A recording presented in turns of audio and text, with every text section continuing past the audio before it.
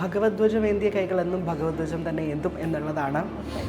8ാമത്തെ വയസ്സിൽ ബാലഗോകുലത്തിൽ തുടങ്ങി പിന്നീട് കോളേജ് പഠനകാലത്ത് അഖില ഭാരതീയ വിദ്യാർത്ഥി പരിഷത്തിനോടൊപ്പം പ്രവർത്തിച്ച് SFIക്കാരിൽ നിന്ന് പലതരം അക്രമങ്ങൾ നേരിട്ട് വന്ന ഒരു വ്യക്തിയാണ്.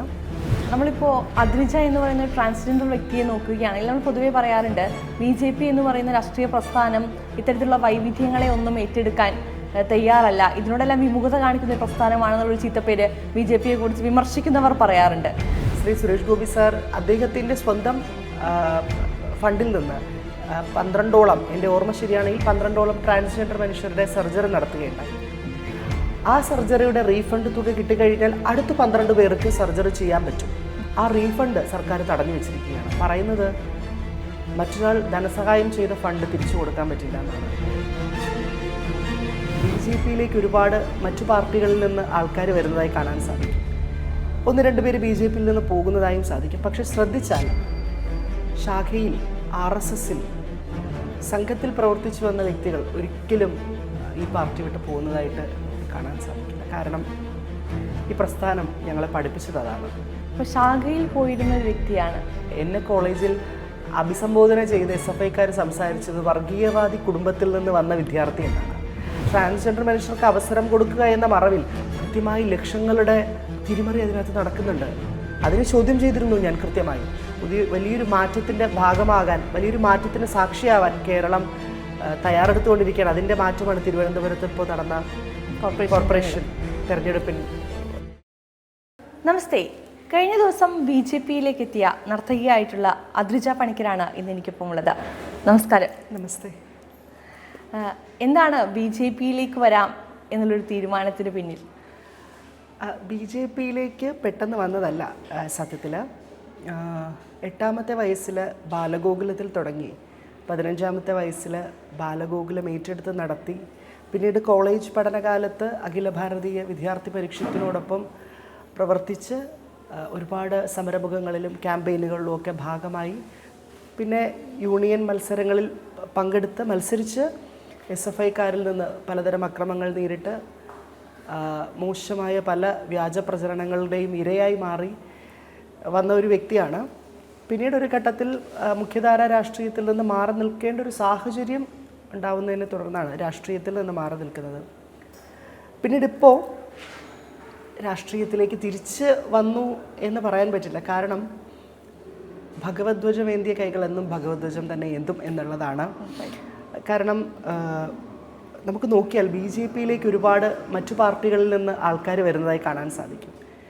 1-2 പേര് BJPയിൽ നിന്ന് പോകുന്നതായും സാധിക്കും. പക്ഷെ ശ്രദ്ധിച്ചാൽ ശാഖയിൽ RSSൽ സംഘത്തിൽ പ്രവർത്തിച്ചു വന്ന വ്യക്തികൾ ഒരിക്കലും ഈ പാർട്ടി വിട്ട് പോകുന്നതായിട്ട് നമുക്ക് കാണാൻ സാധിക്കില്ല. കാരണം ഈ പ്രസ്ഥാനം ഞങ്ങളെ പഠിപ്പിച്ചത് അതാണ്. രാഷ്ട്രത്തിന് വേണ്ടി, ദേശത്തിന് വേണ്ടി, ഭാരതത്തിന് വേണ്ടി ബലിയർപ്പിക്കാൻ പഠിപ്പിച്ച ഒരു പ്രസ്ഥാനം. കത്തിയും വടിയും വടിവാളുമേന്തി പൊതുസമൂഹത്തിലിറങ്ങി ആൾക്കാരെ വെട്ടാനും കൊല്ലാനും പഠിപ്പിച്ച ഒരു പ്രസ്ഥാനമല്ല. അങ്ങനെയാണ് പറയപ്പെടുന്നത്. ഒരിക്കലുമല്ല. നമ്മളെ പഠിപ്പിച്ചത് അച്ചടക്കത്തിൽ അധിഷ്ഠിതമായ ജീവിതവും ഒപ്പം തന്നെ മാധവസേവ, മാനവസേവയായി മനുഷ്യരെ സേവിക്കാനും പഠിപ്പിച്ചൊരു പ്രസ്ഥാനമാണ്. അതുകൊണ്ട് തന്നെ മരിക്കുന്നത് വരെ മറ്റൊരു പാർട്ടിയെക്കുറിച്ചോ മറ്റൊരു പ്രസ്ഥാനത്തെക്കുറിച്ചോ ചിന്തിക്കാനാവില്ല. അതാണ് ഞങ്ങളുടെ പ്രത്യയശാസ്ത്രം. അതാണ് ഞങ്ങളുടെ പ്രസ്ഥാനം പഠിപ്പിച്ചത്. അതുകൊണ്ട് എന്നും ദേശീയതയിൽ തന്നെയായിരിക്കും, എന്നും ഭാരതത്തിന് വേണ്ടി തന്നെയായിരിക്കും. നമ്മളിപ്പോൾ അദ്രിജ എന്ന് പറയുന്ന ഒരു ട്രാൻസ്ജെൻഡർ വ്യക്തിയെ നോക്കുകയാണെങ്കിൽ നമ്മൾ പൊതുവേ പറയാറുണ്ട് BJP എന്ന് പറയുന്ന രാഷ്ട്രീയ പ്രസ്ഥാനം ഇത്തരത്തിലുള്ള വൈവിധ്യങ്ങളെ ഒന്നും ഏറ്റെടുക്കാൻ തയ്യാറല്ല, ഇതിനോടെല്ലാം വിമുഖത കാണിക്കുന്ന ഒരു പ്രസ്ഥാനമാണെന്നുള്ളൊരു ചീത്തപ്പേര് BJPയെ കുറിച്ച് വിമർശിക്കുന്നവർ പറയാറുണ്ട്. അദ്രിജയ്ക്ക് എപ്പോഴെങ്കിലും അത്തരത്തിലൊരു തോന്നലുണ്ടായിട്ടുണ്ട്? ഒരു ട്രാൻസ്ജെൻഡർ എന്ന നിലയ്ക്ക് BJP എത്രത്തോളം അദ്രിജയെ സ്വീകരിക്കുന്നുണ്ട്?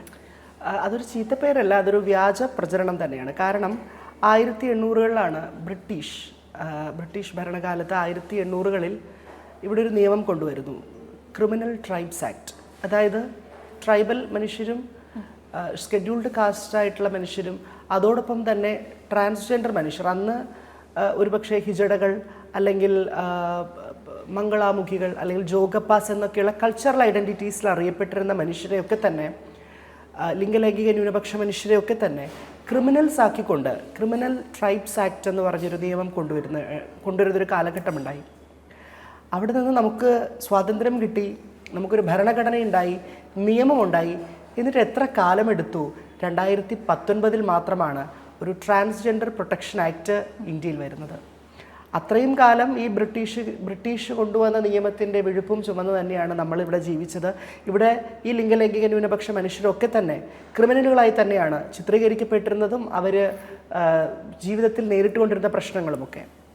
2019 ബഹുമാനപ്പെട്ട നരേന്ദ്രമോദി ഭരണത്തിൽ വന്നതിന് ശേഷം മാത്രമാണ് ഇന്ത്യയിൽ ഇങ്ങനൊരു നിയമം, transgender protection act. Of course ഒരു നിയമം എന്ന രീതിയിൽ ഓഫ് കോഴ്സ് അതിനകത്ത് പരിമിതികളുണ്ട്. അത് തീർച്ചയായും കാലക്രമേണ മാറി വരേണ്ട കാര്യങ്ങൾ തന്നെയാണ്. ഒരു നിയമം വരുന്നു, അത് എല്ലാ തരത്തിലും എല്ലാവരിലും സന്തോഷം നൽകുന്ന രീതിയിൽ ഒരു നിയമം വരണം എന്നില്ല. അത് മാറ്റങ്ങൾ അനിവാര്യമാണ്, മാറുമെന്ന ഉറച്ച വിശ്വാസമുണ്ട്. എങ്കിൽ പോലും ഒരു നിയമം കൊണ്ടുവന്നുകൊണ്ട് സ്വന്തമായ വ്യക്തിത്വത്തിൽ, ഐഡൻറ്റിറ്റിയിൽ ഈ രാജ്യത്ത് ജീവിക്കാനുള്ള അവകാശം ഉണ്ടാകുന്നത് 2019 ശേഷമാണ്. ആധാർ കാർഡ് ഉൾപ്പെടെയുള്ള എല്ലാ രേഖകളിലും, പാസ്പോർട്ടുകൾ ഉൾപ്പെടെയുള്ള രേഖകളിൽ സ്വന്തം ഐഡൻറ്റിറ്റി, അത് ട്രാൻസ്ഹ്യൂമൻ ആണോ, ഫീമെയിൽ ആണോ, മെയിലാണോ, ട്രാൻസ്മെൻ ആണോ എന്നുള്ള രീതിയിൽ സ്വന്തം ഐഡൻറ്റിറ്റി വെളിപ്പെടുത്തിക്കൊണ്ട് അതിനെ കൃത്യമായി രേഖപ്പെടുത്തിക്കൊണ്ട്, നിയമപരമായി രേഖപ്പെടുത്തിക്കൊണ്ട് ജീവിക്കാനൊരു സാഹചര്യമുണ്ടായത് 2019 ട്രാൻസ്ജെൻഡർ പ്രൊട്ടക്ഷൻ ആക്ടിന് ശേഷമാണ്. അതാരാണ് കൊണ്ടുവന്നത്? നരേന്ദ്രമോദി. അപ്പോൾ അതുകൊണ്ട് തന്നെ അത്തരം പ്രചരണങ്ങൾക്ക് പ്രസക്തിയില്ല. അതൊക്കെ വ്യാജ പ്രചരണങ്ങൾ മാത്രമായി ജനങ്ങൾ തള്ളുന്നുണ്ട്.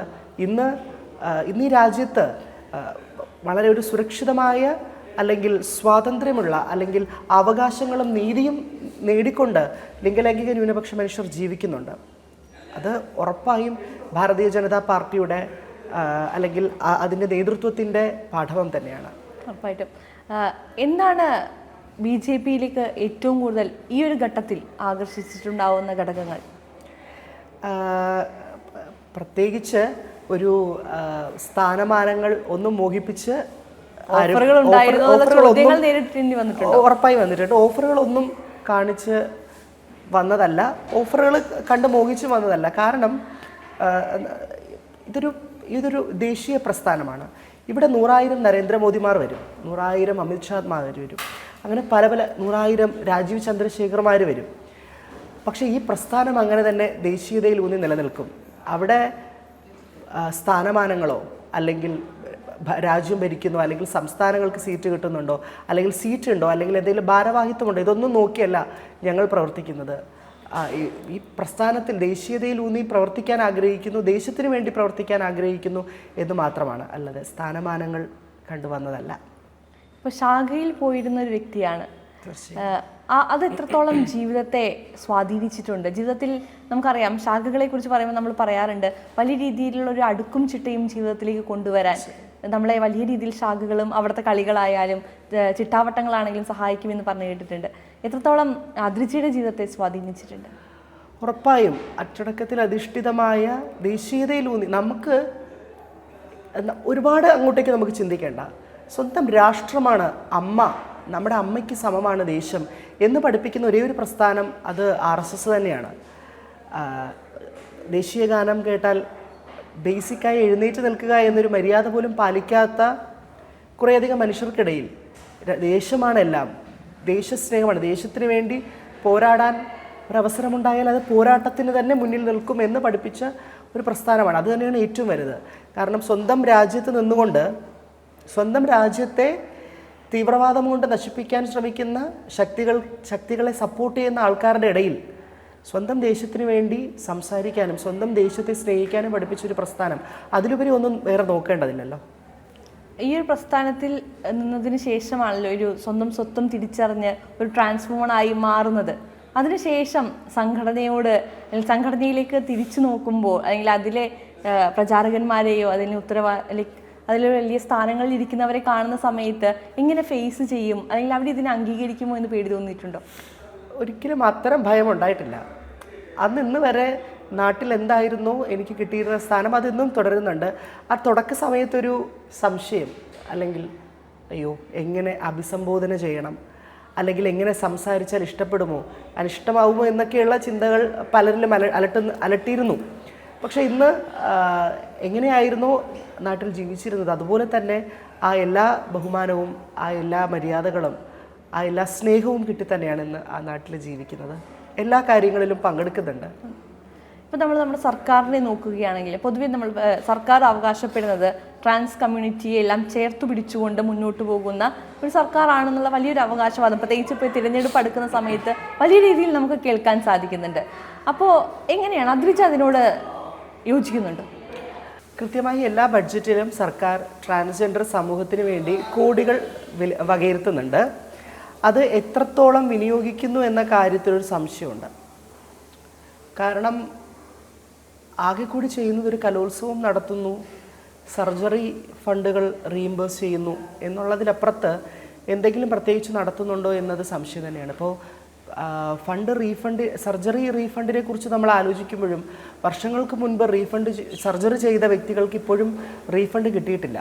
അവർ ഈ റീഫണ്ടിന് വേണ്ടി നിരന്തരമായി സംസാരിച്ചു കൊണ്ടിരിക്കുകയും ഒരു ഘട്ടത്തിൽ ഞാൻ അതിനെക്കുറിച്ച് സമൂഹ മാധ്യമങ്ങളിൽ സംസാരിക്കുകയും ബഹുമാനപ്പെട്ട സാമൂഹ്യനീതി വകുപ്പ് മന്ത്രിയോട് നേരിട്ട് സംസാരിക്കുകയും ഒക്കെ ചെയ്യുന്ന ഒരു സാഹചര്യം ഉണ്ടായിട്ടുണ്ട്. സോ 2024 ശ്രീ സുരേഷ് ഗോപി സാർ അദ്ദേഹത്തിൻ്റെ സ്വന്തം ഫണ്ടിൽ നിന്ന് 12ഓളം, എൻ്റെ ഓർമ്മ ശരിയാണെങ്കിൽ 12ഓളം ട്രാൻസ്ജെൻഡർ മനുഷ്യരുടെ സർജറി നടത്തുകയുണ്ടായി. ആ സർജറിയുടെ റീഫണ്ട് തുക കിട്ടിക്കഴിഞ്ഞാൽ അടുത്ത 12 പേർക്ക് സർജറി ചെയ്യാൻ പറ്റും. അങ്ങനെ അതൊരു സൈക്കിൾ പോലെ തുടരും. ഇത് ശരിക്കും സർക്കാർ മാതൃകയാക്കേണ്ട ഒരു കാര്യമാണ്. അതായത് നേരിട്ടൊരു ആശുപത്രിയെ തിരഞ്ഞെടുക്കുകയും ആ ആശുപത്രിയിൽ ഫണ്ട് ഏൽപ്പിക്കുകയും അപേക്ഷകൾ ട്രാൻസ്ജെൻഡർ മനുഷ്യരിൽ നിന്ന് സർജറിക്കായി അപേക്ഷ സ്വീകരിക്കുകയും അത് കൃത്യമായി മോണിറ്റർ ചെയ്തുകൊണ്ട് ആ വ്യക്തികൾക്ക് നേരിട്ട് ആശുപത്രിയിൽ ചെന്ന് സർജറി ചെയ്യാനുള്ള സാഹചര്യം ഉണ്ടാക്കുകയും ചെയ്യേണ്ടത് സർക്കാർ ചെയ്യേണ്ട ഒരു കാര്യമാണ്. അത് മാതൃകാപരമായി അത് സുരേഷ് ഗോപി സാർ ചെയ്തു. അദ്ദേഹം ഫണ്ട് ആശുപത്രിയിൽ അടച്ചു വെച്ച് 12ഓളം പേരുടെ സർജറി ചെയ്തു. ആ റീഫണ്ട് സർക്കാർ തടഞ്ഞു വെച്ചിരിക്കുകയാണ്. പറയുന്നത് മറ്റൊരാൾ ധനസഹായം ചെയ്ത ഫണ്ട് തിരിച്ചു കൊടുക്കാൻ പറ്റില്ല എന്നാണ്. എന്നാൽ അതേസമയം എറണാകുളം കേന്ദ്രീകൃതമായി പ്രവർത്തിക്കുന്ന ദ്വയ കൾച്ചറൽ സൊസൈറ്റി, തിരുവനന്തപുരം കേന്ദ്രീകൃതമായി പ്രവർത്തിക്കുന്ന ലിബർട്ടി ഫൗണ്ടേഷൻ പോലെയുള്ള സംഘടനകൾ ഇതേ മാതൃകയിൽ തന്നെ സർജറിക്ക് വേണ്ടി ഫണ്ട് കൊടുത്ത് സഹായിച്ചു ചെയ്യുന്നവരുണ്ട്. അവർക്കൊക്കെ റീഫണ്ട് കൊടുക്കുന്നുണ്ട്. അപ്പോൾ കൃത്യമായി രാഷ്ട്രീയം നോക്കിക്കൊണ്ട് തന്നെയാണ്, അതായത് സുരേഷ് ഗോപി സാർ ചെയ്ത സഹായം ഇനി വീണ്ടും അടുത്തൊരു 12 പേർക്ക് പ്രത്യേകിച്ച് ഈ ഒരു ഇലക്ഷൻ സമയത്ത് ചെയ്യണ്ട. അതിലൂടെ അദ്ദേഹത്തിന് കിട്ടുന്ന സത്പേര്, അദ്ദേഹം പേരിനും പ്രശസ്തിക്ക് വേണ്ടിയൊന്നുമല്ല ചെയ്തത്. കാരണം ട്രാൻസ്ജെൻഡർ മനുഷ്യരുടെ വോട്ട് ബാങ്ക് ഒന്നും അല്ല, എങ്കിലും അദ്ദേഹം ചെയ്തു എന്നുള്ളതാണ്. അപ്പോൾ അതിനെ തടയുക, അതിനെ ക്യാൻസൽ ചെയ്യുക എന്നുള്ളതാണ് സർക്കാർ സാമൂഹ്യനീതി വകുപ്പ് ചെയ്യുന്നത്. ഇതുപോലെ പല കാര്യങ്ങൾ. കലോത്സവം എന്നൊരു ലോക പ്രഹസനം നടത്താറുണ്ട്. അതിൽ ലക്ഷങ്ങൾ മുടക്കി പരിപാടികൾ നടത്താറുണ്ട്. ട്രാൻസ്ജെൻഡർ മനുഷ്യർക്കൊരു അവസരമാണത്, ഉറപ്പായും. ആ അവസരത്തെ അവസരമായി കാണുന്നു, അംഗീകരിക്കുന്നു. കൂടാതെ അതിൻ്റെ ട്രാൻസ്ജെൻഡർ മനുഷ്യർക്ക് അവസരം കൊടുക്കുക എന്ന മറവിൽ കൃത്യമായി ലക്ഷങ്ങളുടെ തിരിമറി അതിനകത്ത് നടക്കുന്നുണ്ട്. അതിനെ ചോദ്യം ചെയ്തിരുന്നു ഞാൻ കൃത്യമായി. മന്ത്രിയോട് കൃത്യമായി അതിൻ്റെ വിശദീകരണം ആവശ്യപ്പെട്ടിരുന്നു ഞാൻ. അതിൻ്റെ നടപടികളൊന്നും ഉണ്ടായില്ല എന്നുള്ളതാണ് വാസ്തവം. കാരണം ഈ ഇത്രയും ലക്ഷങ്ങൾ ചിലവാക്കിയിട്ടും ആ ഒരു ലക്ഷങ്ങളുടെ ക്വാളിറ്റി ഇല്ലാത്ത പരിപാടികൾ അവതരിപ്പിക്കപ്പെട്ടു. ചോദിക്കണ്ടേ? ഉറപ്പായിട്ടും അത് വകുപ്പ് മന്ത്രിയോട് തന്നെ ചോദിച്ചു. പക്ഷേ യാതൊരുവിധ നടപടിയോ മറുപടിയോ ഉണ്ടായിട്ടില്ല എന്നുള്ളതാണ്. സോ ഇങ്ങനെയാണ് നിലവിൽ ട്രാൻസ്ജെൻഡർ മനുഷ്യരെ മുൻനിർത്തി ഒരു വലിയ ക്യാമ്പയിനിങ്, ലിംഗലൈംഗിക ന്യൂനപക്ഷ മനുഷ്യർക്ക് വേണ്ടി എന്തൊക്കെയൊക്കെയോ ചെയ്യുന്നു എന്നുള്ള ഒരു പ്രഹസനം നടത്തുകയും എന്നാൽ അതിൻ്റെ മറവിൽ ഇത്തരം ആനുകൂല്യങ്ങളും ഇത്തരം കാര്യങ്ങളും ഒരു പർട്ടിക്കുലർ രാഷ്ട്രീയ പാർട്ടിയിൽ വിശ്വസിക്കുന്നവരിലേക്ക് മാത്രം എത്തിപ്പെടുകയും ബാക്കിയുള്ളവരെ മാറ്റി നിർത്തുകയും ചെയ്യുന്നൊരു ഒരു സംഗതിയാണ് നമ്മൾ കണ്ടുകൊണ്ടിരിക്കുന്നത്. അതുകൊണ്ട് തന്നെയാണ് ദേശീയതയിൽ ഊന്നി ഭാരതീയ ജനതാ പാർട്ടിയോടൊപ്പം ഇതിനെതിരെ പ്രതികരിക്കാൻ ഉറച്ച തീരുമാനത്തോടൊപ്പം എന്നോടൊപ്പം ഒരുപാട് 15ഓളം വരുന്ന ട്രാൻസ്ജെൻഡർ വ്യക്തികൾ ഇനിയും ഉറപ്പായി ഒരുപാട് പേര് ഇതിലേക്ക് വരും, ഈ പാർട്ടിയിലെ ഭാഗമാകും, പ്രവർത്തിക്കും. അപ്പോൾ കേന്ദ്ര സർക്കാരിൻ്റെ ട്രാൻസ്ജെൻഡർ കമ്മ്യൂണിറ്റിയുമായി ബന്ധപ്പെട്ടിട്ടുള്ള നയങ്ങളെ എങ്ങനെയാണ് നോക്കിക്കാണുന്നത്? ഉറപ്പായും നല്ല നല്ല നയങ്ങൾ വരുന്നുണ്ട്. പക്ഷേ മാറേണ്ട കാര്യങ്ങൾ ഇനിയുമുണ്ട്. ഉറപ്പായും ഇപ്പോൾ ഞാൻ പറഞ്ഞതുപോലെ ട്രാൻസ്ജെൻഡർ പ്രൊട്ടക്ഷൻ ആക്റ്റുമായി ബന്ധപ്പെട്ട കാര്യമായാലും, ഇപ്പോൾ ഗെയ് മനുഷ്യരുടെ വിവാഹം, ഗെയ് മനുഷ്യരുടെ കുട്ടികളെ ദത്തെടുക്കൽ സംബന്ധിച്ച അതിനെക്കുറിച്ചുള്ള നിയമങ്ങളിലൊക്കെ ആയാലും മാറ്റങ്ങൾ വരേണ്ടത് അനിവാര്യമാണ്. ആ മാറ്റങ്ങൾ ഉണ്ടാവുമെന്നത് ഉറപ്പ് തന്നെയാണ്. മാറേണ്ടത് പലതും മാറിയല്ലോ, തീർച്ചയായിട്ടും. അതുകൊണ്ട് തന്നെ മാറ്റങ്ങൾ ഭാവിയിൽ ഉണ്ടാവുമെന്നുള്ളത് ഉറച്ച വിശ്വാസമുണ്ട്. അതിന് കൃത്യമായി ലിംഗലൈംഗിക ന്യൂനപക്ഷ മനുഷ്യരുടെ പ്രാതിനിധ്യം ഉണ്ടാവണം. ആ പ്രാതിനിധ്യം ഉറപ്പാക്കേണ്ടതുണ്ട്. സോ ആ ഒരു മാറ്റം ഉണ്ടാവുമെന്ന് തന്നെയാണ് വിശ്വാസം. എനിക്ക് തോന്നുന്നു ജീവിതത്തിൽ ഒരുപാട് ചൂഷണങ്ങൾ നേരിടേണ്ടി വന്നിട്ടുണ്ടാവും. ഇനിയിപ്പോൾ സജീവ രാഷ്ട്രീയത്തിലേക്ക് ഇറങ്ങുമ്പോൾ ഈ ചൂഷണങ്ങൾ വീണ്ടും നേരിടേണ്ടി വരും എന്നുള്ള പേടിയുണ്ടോ? ഇല്ല, പേടിയൊന്നുമില്ല. കാരണം ചൂഷണങ്ങൾ, സോക്കോൾഡ് ചൂഷണങ്ങളൊന്നും നേരിട്ടിട്ടില്ല എന്നുള്ളത് തന്നെയാണ് വാസ്തവം. രാഷ്ട്രീയത്തിൽ പ്രവർത്തിച്ചിരുന്ന സമയത്ത് നേരിട്ടിട്ടുള്ള ആക്രമണങ്ങളുണ്ട്. അത് ആ ആക്രമണങ്ങൾ ഇനി തുടരുമെന്ന കാര്യത്തിൽ തുടരും എന്ന് വിശ്വസിക്കുന്നില്ല. കാരണം അന്നത്തെ സാഹചര്യങ്ങളല്ല ഇന്നത്തെ സാഹചര്യം എന്ന വിശ്വാസമുണ്ട്. അതുകൊണ്ട് തന്നെ അത്തരം പിന്നെ ചെയ്യാൻ സാധിക്കുന്നത് എന്താണ്? കുറേ സോഷ്യൽ മീഡിയ സൈബർ ബുള്ളിയിങ് ആണ്, അത് നടന്നുകൊണ്ടിരിക്കുകയാണ്. അത് തന്നെ ഒന്നും നമ്മൾ മുഖവിലേക്ക് എടുക്കേണ്ട ആവശ്യം പോലും ഇല്ല എന്നുള്ളതാണ്. ഈ ട്രാൻസ് കമ്മ്യൂണിറ്റിയെ BJP എത്രത്തോളം റെസ്പെക്റ്റ് ചെയ്യുന്നു എന്നാണ് അദ്രിജയ്ക്ക് തോന്നുന്നത്? ഉറപ്പായും ഭാരതീയ ജനതാ പാർട്ടിയിൽ വിശ്വസിക്കുന്ന വ്യക്തികളുണ്ട്. പക്ഷേ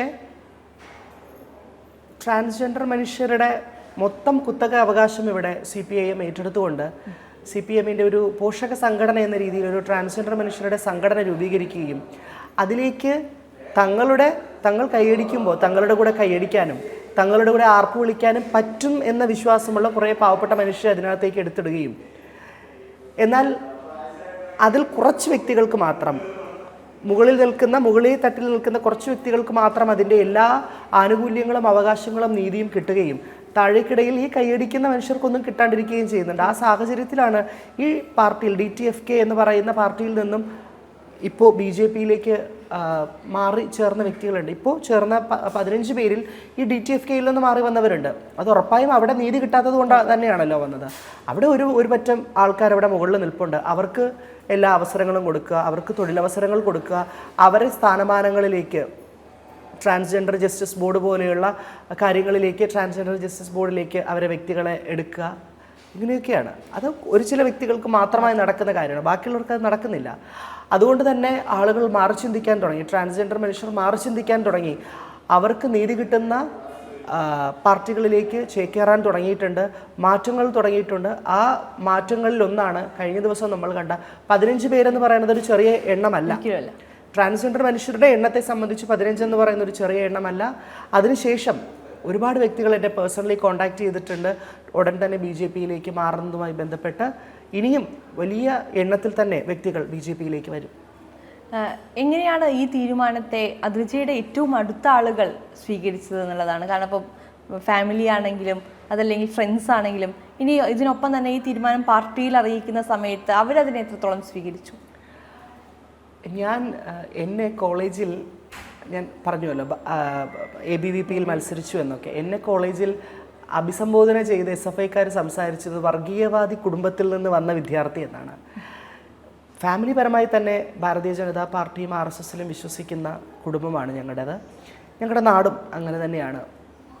അതുകൊണ്ട് അങ്ങനെ ഫാമിലിയിൽ പോകുന്നതിനെക്കുറിച്ചൊരു അതിശയോക്തിയൊന്നുമില്ലായിരുന്നു. പാർട്ടി ഇരുകൈയും നീട്ടി സ്വീകരിക്കുകയാണ് ചെയ്തത്. എന്നെ മാത്രമല്ല, എന്നോടൊപ്പം വന്ന 15 പേരെയും ഇരുകൈയും നീട്ടി സ്വീകരിക്കുക തന്നെയാണ് ചെയ്തത്. അതുകൊണ്ട് തന്നെയാണല്ലോ സംസ്ഥാന അധ്യക്ഷൻ തന്നെ നേരിട്ട് അവർക്ക് അംഗത്വം നൽകി സ്വീകരിച്ചത്. രാജീവ്ജി പറഞ്ഞ വാക്കുകൾ എന്തായിരുന്നു ആ ഒരു തീരുമാനം എടുത്ത സമയത്ത്, അല്ലെങ്കിൽ രാജീവ്ജിയുടെ അടുത്തേക്ക് എത്തിയപ്പോൾ അദ്ദേഹം എന്തെങ്കിലും പറഞ്ഞിരുന്നോ? സ്വാഗതം, ദേശീയതയിലേക്ക് സ്വാഗതം എന്ന് തന്നെയായിരുന്നു. അത് തന്നെയാണ്. ഇനി നമുക്ക് വ്യക്തിപരമായ ജീവിതത്തിലേക്ക് പോകാം. ശാഖയിൽ പോയിക്കൊണ്ടിരുന്ന അതല്ലെങ്കിൽ സംഘവുമായി അത്രത്തോളം അടുത്ത് പ്രവർത്തിച്ചിരുന്ന ഒരു ബാലൻ എന്നാണ് സ്വന്തം തിരിച്ചറിയുന്നത്? ആ ഒരു റിയലൈസേഷൻ എങ്ങനെയായിരുന്നു? റിയലൈസേഷൻ വളരെ വളരെ ചെറിയ പ്രായത്തിൽ തന്നെ നമ്മൾക്കുണ്ടാകുന്ന മാറ്റങ്ങളെക്കുറിച്ച് നമുക്കൊരു ബോധ്യം ഉണ്ടാവും. എന്തൊക്കെയോ മാറ്റങ്ങളുണ്ട് എന്നുള്ളൊരു ബോധ്യം ഉറപ്പായും ഉണ്ടാവുമല്ലോ. പിന്നീട് നമുക്കതിനെക്കുറിച്ച് മനസ്സിലാക്കിയെടുക്കാനൊരു പ്രായം എത്തണം. ആ പ്രായം എത്തിയപ്പോൾ അതിനെക്കുറിച്ച് മനസ്സിലാക്കുകയും അതിൻ്റെ ശരിതെറ്റുകളെ മനസ്സിലാക്കുകയും പിന്നീട് ആണ് അതിൻ്റെ കം ഔട്ട് നടത്തുകയും ചെയ്തത്. അതിൽ നിന്നിപ്പോൾ എല്ലാവരും വലിയ രീതിയിൽ അംഗീകരിക്കുന്ന ഒരു ഭരതനാട്യം ഡാൻസറാണ്. ആ ഒരു ജേണി എത്രത്തോളം ബുദ്ധിമുട്ടുള്ളതായിരുന്നു, അല്ലെങ്കിൽ അത്രത്തോളം ഈസി ആയിരുന്നോ? അത്രത്തോളം ഈസി ഒന്നുമല്ല. അത് it's not for transgender people, it's for everyone. എല്ലാവർക്കും തൻ്റെ പാഷനെ ചേസ് ചെയ്ത് ഒരു പൊസിഷനിലേക്ക് എത്തുക എന്ന കാര്യത്തിൽ ഒരു വലിയ പ്രതിസന്ധി ഘട്ടത്തിലൂടെ നടന്നുപോയി, സ്ട്രഗിൾസിലൂടെ ട്രാവൽ ചെയ്ത് പോയി തന്നെ എത്താൻ പറ്റുള്ളൂ. അതിനകത്ത് സ്ത്രീകൾക്ക് പ്രത്യേകം, പുരുഷന്മാർക്ക് പ്രത്യേകം, ട്രാൻസ്ജെൻഡർ വ്യക്തികൾക്ക് പ്രത്യേകം എന്നൊന്നുമില്ല. അതുപോലെ എല്ലാ സ്ട്രഗിൾസിലൂടെയും ഒരു കലാകാരി നേരിടുന്ന എല്ലാ സ്ട്രഗിൾസിലൂടെയും കടന്നുപോയി തന്നെയാണ് ഇന്ന് കാണുന്ന പൊസിഷനിലെത്തിയത്.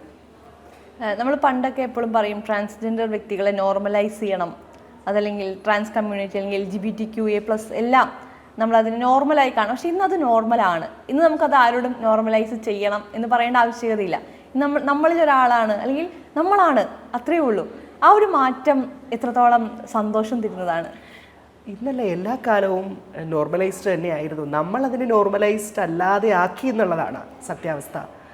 കാരണം നമ്മൾ പുരാണകാലം മുതൽ എടുത്തു നോക്കിയാൽ, പിന്നീട് ഭാരതത്തിൻ്റെ ചരിത്രം എടുത്തു നോക്കിയാൽ, ഇവിടെ എല്ലായിടത്തും ട്രാൻസ്ജെൻഡർ വ്യക്തികൾ, നമ്മളതൊരു ഇംഗ്ലീഷ് വാക്ക് നൽകിയത് കൊണ്ടാണ് അതെന്തോ ഒരു പാശ്ചാത്യമായ എന്തോ ഒന്നെന്നൊരു ചിന്ത നമുക്കുണ്ടാവുന്നത്. അല്ലാതെ നോക്കിയാൽ പുരാണത്തിലായാലും, നമ്മുടെ ഹൈന്ദവ പുരാണങ്ങളിലായാലും, അല്ലെങ്കിൽ അത് ഹൈന്ദവ പുരാണങ്ങളെന്ന് മാത്രമല്ല, ഖുറാനിലും ബൈബിളിലും ഒക്കെ ഇത്തരം വ്യക്തികളെക്കുറിച്ച് പരാമർശിക്കുന്നുണ്ട്. അവിടെ നിന്ന് ചരിത്രത്തിലേക്ക് വന്നാലും ഇത്തരം വ്യക്തികൾക്ക് കൃത്യമായ സ്ഥാനങ്ങൾ ഉണ്ടായിട്ടുണ്ട്. മുഗൾ സാമ്രാജ്യത്വ കാലഘട്ടത്തിലായാലും പിന്നീട് ഇങ്ങോട്ട് വരുമ്പോഴായാലും. അതുകൊണ്ട് നോർമലൈസ്ഡ് ആക്കാൻ വേണ്ടി എന്തോ പുതുതായിട്ട് വന്ന ഒരു കാര്യമല്ല. കഴിഞ്ഞ സോഷ്യൽ മീഡിയ ആക്റ്റീവ് ആയപ്പോൾ കുറച്ചുകൂടി ഒരു വിസിബിലിറ്റി കിട്ടി എന്ന് മാത്രമാണ്. തുടർന്ന് എൻ്റെ ഓർമ്മ ശരിയാണെങ്കിൽ 2010 കാലഘട്ടങ്ങളിൽ ട്രാൻസ്ജെൻഡർ മൂവ്മെൻറ്റ് നടന്ന ഘട്ടത്തിൽ ഇതിനെക്കുറിച്ച് കുറച്ച് ആളുകൾ ബോധവാന്മാരായി എന്ന് മാത്രമാണ്. അതിനു മുൻപും ഇവിടെ ട്രാൻസ്ജെൻഡർ മനുഷ്യർ ജീവിച്ചിരിക്കുന്നുണ്ട്. സോ ഇത് നോട്ട് ഒരു ന്യൂ തിങ്, നോർമലൈസ്ഡ് ആയ കാര്യമല്ല. ഇപ്പോൾ ഒരു ദേശീയ പ്രസ്ഥാനത്തിൻ്റെ ഭാഗമായിരിക്കുകയാണ്. എന്താണ് കമ്മ്യൂണിറ്റിക്ക് വേണ്ടി ചെയ്യാൻ ആഗ്രഹിക്കുന്നത് ഈ പ്രസ്ഥാനത്തിൽ നിന്ന്? കമ്മ്യൂണിറ്റിക്ക് വേണ്ടി ദേശീയ പ്രസ്ഥാനത്തിൻ്റെ ഭാഗം ഒഫീഷ്യലി ആകാതിരുന്നപ്പോഴും കമ്മ്യൂണിറ്റിക്ക് വേണ്ടി ഒരുപാട് പ്രവർത്തനങ്ങൾ നടത്തിയിട്ടുണ്ട്. അത് അക്നോളജ് ചെയ്യപ്പെടുന്നുണ്ടോ ഇല്ലയോ എന്നുള്ളതിനകത്ത് ഞാനതിനെക്കുറിച്ച് ബോധമല്ല. കാര്യം അങ്ങനെയായിരുന്നുവെങ്കിൽ സമൂഹ മാധ്യമങ്ങളിലൊക്കെ അതൊക്കെ പരക്കെ അതൊക്കെ ഇങ്ങനെ പരസ്യപ്പെടുത്തിക്കൊണ്ട് എനിക്ക് ചെയ്യാമായിരുന്നു. കൃത്യമായി ട്രാൻസ്ജെൻഡർ മനുഷ്യരെ എല്ലാ വേദികളിലേക്കും, പ്രത്യേകിച്ച് സർക്കാരിൻ്റേതായിട്ടുള്ള നൃത്തപരിപാടികളുടെ വേദികളുണ്ട്, എലീറ്റാണെന്ന് പറഞ്ഞു വെച്ചിരുന്ന, അല്ലെങ്കിൽ ഇവിടെ സിസ്ജെൻഡർ മനുഷ്യർക്ക് മാത്രം നൃത്തം അവതരിപ്പിച്ചാൽ മതി എന്നൊരു ഒരു രീതി ഉണ്ടായിരുന്ന ഘട്ടത്തിൽ നിന്ന് എല്ലാ ഗവൺമെൻറ് പരിപാടികളിലും ഒരു ട്രാൻസ്ജെൻഡർ വ്യക്തിയെങ്കിലും പങ്കെടുക്കണം എന്ന കാര്യം ഉറപ്പുവരുത്തിയ ഒരു വ്യക്തിയാണ്. അതിനുവേണ്ടി പോരാടിയ വ്യക്തിയാണ്. അതിനുവേണ്ടി ശ്രമിച്ച് വിജയം കണ്ടെത്തിയ ഒരു വ്യക്തിയാണ്. ഇന്ന് എല്ലാ പരിപാടികളെടുത്ത് നോക്കിയാലും അതിൽ ഒരു ട്രാൻസ്ജെൻഡർ വ്യക്തിയുടെ ഒരു പരിപാടി, അത് ചിലപ്പോൾ ഞാനായിരിക്കും, അല്ലെങ്കിൽ മറ്റേതെങ്കിലും ഒരു ട്രാൻസ്ജെൻഡർ നർത്തകിയായിരിക്കും. അതിൽ അങ്ങേയറ്റം സന്തോഷിക്കുന്നു. ഒരു ഘട്ടത്തിൽ പത്മശ്രീ നർത്തകി നടരാജ് മാത്രമാണ് ട്രാൻസ്ജെൻഡർ വ്യക്തി എന്ന രീതിയിൽ, അതും നിശാഗന്ധി പോലെയുള്ള വലിയ ഫെസ്റ്റിവലുകളിൽ പങ്കെടുത്തുകൊണ്ടിരുന്നു. ഇപ്പോൾ അത് മാറി. ഇപ്പോൾ ചിലങ്ക ഫെസ്റ്റിവൽ നടക്കുമ്പോഴായാലും അതിന് മുൻപ് സംഗീത നാടക അക്കാദമിയുടെ ഒരു പരിപാടി നടക്കുകയുണ്ടായി. ഇതിലെല്ലാത്തിലും പ്രാതിനിധ്യം ഉറപ്പുവരുത്താനായുള്ള ഒരു ശ്രമം നടത്തിയിരുന്നു. അത് വിജയിച്ചിരുന്നു. അതുകൂടാതെ യൂണിവേഴ്സിറ്റി കലോത്സവങ്ങളിൽ ആദ്യമായി കേരളത്തിൽ നിന്ന് ഒരു ട്രാൻസ്ജെൻഡർ വിധികർത്താവായി ഞാൻ ഇരുന്നു കൊണ്ട് അവിടെയും ഒരു മാറ്റം, ചരിത്രത്തിൻ്റെ കേരളത്തിലെ ട്രാൻസ്ജെൻഡർ മനുഷ്യരുടെ ചരിത്രത്തിൻ്റെ ഭാഗമായത് കൂടാതെ തന്നെ നാഷണൽ ലെവലിൽ ഒരു ദേശീയ പുരസ്കാരം നേടി അതേ ദേശീയ പുരസ്കാരത്തിൻ്റെ വേദിയിൽ വിധികർത്താവായി ജൂറി അംഗമായിരുന്നു കൊണ്ട് ദേശീയ തലത്തിലും കേരളത്തിലെ ട്രാൻസ്ജെൻഡർ മനുഷ്യരുടെ ചരിത്രത്തിൻ്റെ ഭാഗമാവാൻ സാധിച്ചു എന്നുള്ളതാണ്. കൂടാതെ ഇപ്പോഴും കഴിഞ്ഞ 3 വർഷക്കാലമായി കേരള സ്കൂൾ കലോത്സവത്തിൽ 1% വിധി നിർണയ പാനലിൽ 1% ട്രാൻസ്ജെൻഡർ മനുഷ്യർക്കായി റിസർവ് ചെയ്യാൻ വേണ്ടി കഴിഞ്ഞ 3 വർഷക്കാലമായി അതിനുവേണ്ടി ശ്രമങ്ങൾ നടത്തിക്കൊണ്ടിരിക്കുകയാണ്. വിദ്യാഭ്യാസ വകുപ്പിനോടും വിദ്യാഭ്യാസ വകുപ്പ് മന്ത്രിയുടെ ഔദ്യോഗിക വസതിയിൽ വരെ പോയി അതിനെക്കുറിച്ച് സംസാരിക്കുകയും അപേക്ഷകൾ നൽകുകയും ഒക്കെ ചെയ്തിട്ടുണ്ട്. അതിൻ്റെ ഒരു ഫലം ഈ വർഷത്തെ തൃശ്ശൂരിൽ നടന്ന കലോത്സവത്തിൽ കാണാൻ സാധിച്ചത്, നേരിട്ട് തന്നെ സാമൂഹ്യനീതി വകുപ്പ് മന്ത്രി എൻ്റെ പേര് വിധിനിർണയ പാനലിലേക്ക് നാമനിർദ്ദേശം ചെയ്യുന്ന സാഹചര്യമുണ്ടായി. പിന്നെ പല കാരണങ്ങൾ കൊണ്ട്, രാഷ്ട്രീയമായ പല കാരണങ്ങൾ കൊണ്ട് ആ വിധികർത്തൃ പാനലിലേക്ക് ഇരിക്കാൻ പറ്റിയില്ല. പക്ഷേ എങ്കിലും ഞാൻ നടത്തിയൊരു പോരാട്ടത്തിൻ്റെ ഫലം അവിടം വരെ എത്തി എന്നുള്ളത് വളരെ സന്തോഷമാണ്. അത് ഇനി മറ്റൊരു രീതിയിലായിരിക്കും, മറ്റൊരു തലത്തിലായിരിക്കും സമൂഹത്തിന് വേണ്ടി പ്രവർത്തിക്കുക. ഇനി രാഷ്ട്രീയത്തിൽ സജീവമായി തന്നെ പ്രവർത്തിക്കും എന്നുള്ളതാണ്. അതെ, തീർച്ചയായും. എങ്ങനെയാണ് കേരള രാഷ്ട്രീയത്തെ നോക്കിക്കാണുന്നത്? കേരള രാഷ്ട്രീയത്തെ നോക്കിക്കാണുന്നത് വലിയൊരു മാറ്റത്തിൻ്റെ അലയൊലി കേൾക്കാണ് അല്ലേ. ഞങ്ങൾ രണ്ട് കൂട്ടർ അങ്ങോട്ടും ഇങ്ങോട്ടും പന്ത് തട്ടാം എന്ന് പറഞ്ഞിരുന്നിടത്ത് നിന്ന് ഒരു പുതിയൊരു ഒരു പ്രസ്ഥാനം അതിൻ്റെ ഏറ്റവും ഉച്ചസ്ഥായിലേക്ക് എത്തിക്കൊണ്ടിരിക്കുകയാണ്. വലിയൊരു മാറ്റത്തിൻ്റെ ഭാഗമാകാൻ, വലിയൊരു മാറ്റത്തിന് സാക്ഷിയാവാൻ കേരളം തയ്യാറെടുത്തുകൊണ്ടിരിക്കുകയാണ്. അതിൻ്റെ മാറ്റമാണ് തിരുവനന്തപുരത്ത് ഇപ്പോൾ നടന്ന കോർപ്പറേഷൻ തെരഞ്ഞെടുപ്പിൽ. തിരുവനന്തപുരം കോർപ്പറേഷൻ 40 വർഷമാണ് ഒരു പ്രസ്ഥാനം ഭരിച്ചുകൊണ്ടിരുന്നിടത്ത് നിന്ന് BJP അത് നേടിയെടുക്കുന്നത്. അത് തന്നെ വലിയൊരു മാറ്റത്തിൻ്റെ ഭാഗമാണ്. ഇനിയും മാറേണ്ടത് മാറും എന്ന് തന്നെയാണ് നമുക്കറിയാം. നേരത്തെ പറഞ്ഞതുപോലെ കേരളം എന്ന് പറയുന്നത് 2 രാഷ്ട്രീയ പാർട്ടികൾ മാറി മാറി ഭരിച്ച് ഈ ഒരു അവസ്ഥയിലേക്ക് എത്തിയ ഒരു സാഹചര്യമുണ്ട് നമ്മുടെ മുന്നിൽ.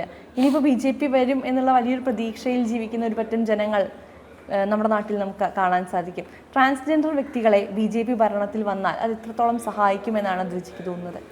ഉറപ്പായും കൃത്യമായ മാറ്റങ്ങൾ. അതായത് രാജീവ് ജി ഞങ്ങളോട് പറഞ്ഞത് പാർട്ടി ഇൻക്ലൂസീവ് ആയിരിക്കും എന്നുള്ളതാണ്. എല്ലാവരെയും ഇൻക്ലൂഡ് ചെയ്യുന്ന രീതിയിലുള്ള ഒരു തീരുമാനം ആയിരിക്കും എല്ലാ മേഖലയിലും എടുക്കുന്നു എന്നുള്ളത് തന്നെയാണ് രാജീവ് ജി പത്രസമ്മേളനത്തിൽ പറഞ്ഞതും ഞങ്ങളോട് പറഞ്ഞതും. അതുകൊണ്ട് തന്നെ വലിയ പ്രതീക്ഷകൾ തന്നെയാണുള്ളത്. അതിൻ്റെ ഒരു ട്രെയിലറാണ് നമ്മൾ കോർപ്പറേഷൻ്റെ ബഡ്ജറ്റ് അവതരണത്തിൽ കണ്ടത്. ബഹുമാനപ്പെട്ട മേയർ അതെ, അദ്ദേഹം കോർപ്പറേഷൻ്റെ ബഡ്ജറ്റ് അവതരണത്തിൽ ട്രാൻസ്ജെൻഡർ മനുഷ്യരെ ഇൻക്ലൂഡ് ചെയ്തുകൊണ്ടുള്ള കൃത്യമായ ഒരു ബഡ്ജറ്റാണ് അവതരിപ്പിച്ചിട്ടുള്ളത്. അത് വളരെ സന്തോഷം നൽകിയ ഒരു കാര്യമാണ്. അതുകൊണ്ട് തന്നെ കേരളം ഭരിക്കുന്ന തലത്തിലേക്കോ അല്ലെങ്കിൽ കേരളത്തിൽ MLA-മാരുണ്ടാകുന്ന സാഹചര്യങ്ങളിലേക്ക് തന്നെ എത്തുകയാണെന്നുണ്ടെങ്കിൽ അത് ട്രാൻസ്ജെൻഡർ മനുഷ്യർക്ക് ഒരുപാട് നല്ല കാര്യങ്ങൾ ചെയ്യുമെന്നുള്ള കാര്യത്തിലൊരു വിശ്വാസമുണ്ട്. നമുക്കറിയാം ഇനിയും ഒരുപാട് എനിക്കൊണ്ട് മനുഷ്യർ അവരുടെ ഉള്ളിൽ അവരുടെ സ്വത്വത്തെ ഒളിച്ചു വെച്ച് ഈ സൊസൈറ്റിയിൽ ജീവിക്കാൻ വേണ്ടി വീർപ്പുമുട്ടി ജീവിക്കുന്നവരുണ്ട്. അവരോട് എന്താണ് ഒരു സക്സസ്ഫുൾ ആയിട്ടുള്ളൊരു വുമൺ എന്ന നിലയ്ക്ക് പറയാനുള്ളത്? സ്വയം ഒരു വിശ്വാസം അർപ്പിക്കുക. സ്വയം ഒരു സംശയം ഉണ്ടാകും, എനിക്ക് സാധിക്കുമോ, അല്ലെങ്കിൽ ഞാൻ അങ്ങനെ ചെയ്താൽ എന്ത് സംഭവിക്കും എന്നുള്ള ഒരു സ്വയം ഒരു സംശയം എന്ന് പറഞ്ഞാൽ നമ്മുടെ ബ്രെയിൻ അങ്ങനെ ഒരു കഴിവുണ്ട്. നമ്മളെ തന്നെ സംശയിച്ചാൽ ബ്രെയിൻ വിചാരിക്കുക നിന്നെക്കൊണ്ട് പറ്റില്ല, നീ അവിടെ ഇരിക്കുമെന്ന് തന്നെ പറയും. അതുകൊണ്ട് സ്വയം വിശ്വാസം അർപ്പിക്കുക. ഞാൻ എപ്പോഴും പറയും വിദ്യാഭ്യാസം, സാമ്പത്തിക സ്വാതന്ത്ര്യം, ഇത് രണ്ടും ഏതൊരു വ്യക്തിക്കും കൈമുതലായി ഉണ്ടാവണം. വിദ്യാഭ്യാസം എന്ന് പറയുന്നത് ഒരു MA പഠിക്കുക അല്ലെങ്കിൽ അങ്ങനെ ഒരു കാര്യമല്ല ഞാൻ പറയുന്നത്. വിദ്യാഭ്യാസം എന്ന് പറയുന്നത് വിദ്യ, അത് തൻ്റേതായ കഴിവ് എവിടെയാണോ അവിടെ തനിക്ക് നേടാൻ സാധിക്കുന്ന അറിവുകൾ, ഏറ്റവും ഉയർന്ന രീതിയിൽ തന്നെ അറിവ് നേടുക, അറിവ് സമ്പാദിക്കുക, അതോടൊപ്പം തന്നെ സാമ്പത്തികമായി സ്വതന്ത്രയായി നിൽക്കുക. ഇത് രണ്ടുമാണ് നമ്മൾ ഏറ്റവും പ്രധാനപ്പെട്ട സ്ത്രീകളായിക്കോട്ടെ ആരും ആയിക്കൊള്ളട്ടെ ശ്രദ്ധിക്കേണ്ട കാര്യം. ഈ 2 കാര്യങ്ങളിലും ഒരു ഉറപ്പുണ്ടാക്കുക, സ്വയം വിശ്വസിക്കുക, ബാക്കിയെല്ലാം നടക്കും. ഈ BJP പ്രവേശനത്തിൽ നരേന്ദ്രമോദി എന്ന് പറയുന്ന ഫാക്ടർ എത്രത്തോളം അദ്രിജയെ ഇൻഫ്ലുവൻസ് ചെയ്തിട്ടുണ്ടാകും? ഞാൻ നേരത്തെ പറഞ്ഞതുപോലെ നരേന്ദ്രമോദിമാർ ഇനിയും ഒരുപാട് പേര് വരും. ഒരു വ്യക്തിയിൽ അധിഷ്ഠിതമല്ല ഈ പ്രസ്ഥാനം. ഇത് പ്രസ്ഥാനം എന്ന് പറയുന്നത് രാഷ്ട്രം, എന്തിനധികം പറയുന്നു, പാർട്ടി പോലുമല്ല ഇവിടെ പ്രാധാന്യം, രാഷ്ട്രമാണ് പ്രധാനം, രാജ്യമാണ്, ഭാരതമാണ് പ്രധാനം. അതുകൊണ്ട് തന്നെ രാജ്യത്തിന് വേണ്ടി പ്രവർത്തിക്കുക എന്നുള്ളതാണ്. അവിടെ വ്യക്തികൾക്കോ വ്യക്തിയാധിഷ്ഠിതമായ രാഷ്ട്രീയത്തിന് പ്രസക്തിയില്ല, അല്ലെങ്കിൽ കുടുംബ രാഷ്ട്രീയത്തിനോ ഒന്നും പ്രസക്തിയില്ല. ഇവിടെ ദേശമാണ്, രാജ്യമാണ്, രാഷ്ട്രമാണ് പ്രധാനം. ആ രാഷ്ട്രത്തിന് വേണ്ടി പ്രവർത്തിക്കാനാണ് വന്നിട്ടുള്ളത്. അവിടെ ഉറപ്പായും നമുക്ക് നരേന്ദ്രമോദിയെ പോലെയുള്ള ബഹുമാന്യനായ വ്യക്തികൾ നമുക്കതിനൊരു പാത വിരിച്ചു തന്നു. അല്ലെങ്കിൽ നരേന്ദ്രമോദിക്ക് മുൻപ് ഒരുപാട് വ്യക്തികൾ, വാജ്പേയി പോലെയുള്ള വ്യക്തികൾ നമുക്ക് വേണ്ടി ഒരു പാത വിരിച്ചു തന്നു, ആ ഒരു മാതൃകയായി നിന്ന് തന്നു എന്നുള്ളതാണ്. അവരോടൊക്കെ അത്യധികം ബഹുമാനം തന്നെയാണ്. തീർച്ചയായിട്ടും. എന്തായാലും ഒരുപാട് സന്തോഷം കണ്ടതിൽ. മാറാത്തത് ഇനിയും മാറട്ടെ എന്നുള്ളതാണ്. നന്ദി.